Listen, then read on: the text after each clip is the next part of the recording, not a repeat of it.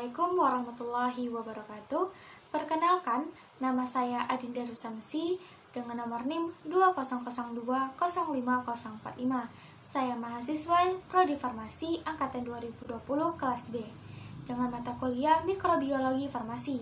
Di sini saya akan menjelaskan cara pembuatan antibiotik. Apa itu antibiotik? Antibiotik adalah obat yang digunakan untuk membunuh atau menghambat pertumbuhan bakteri penyebab penyakit. Antibiotik dapat dibuat dari mikroorganisme seperti bakteri dan jamur.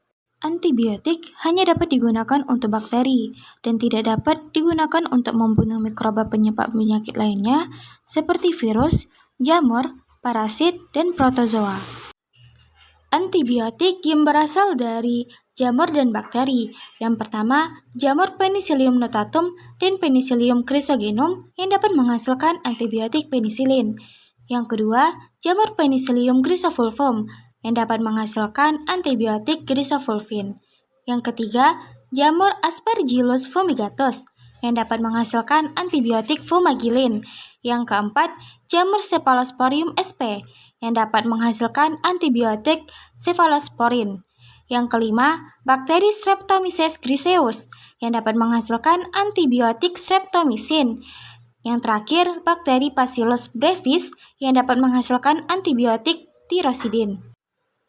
Bagaimana cara pembuatan antibiotik? Secara singkat, tahapan pembuatan antibiotik yang pertama adalah pengembangan mikroorganisme penghasil antibiotik.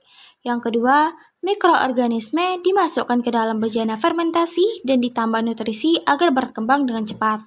Yang ketiga, dari cairan biakan ini kemudian diekstraksi dan dimurnikan. Kemudian dilakukan pengujian.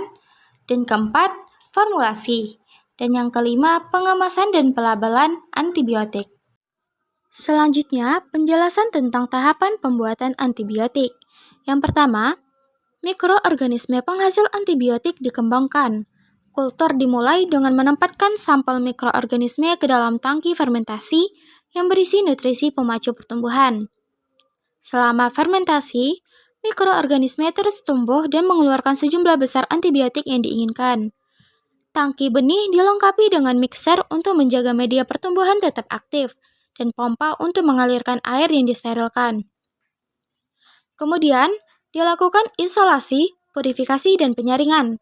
Setelah antibiotik diisolasi dari kaldu fermentasi dan dimurnikan menggunakan metode pertukaran ion atau ekstraksi pelarut, bentuk bubuk antibiotik yang dimurnikan akan dihasilkan.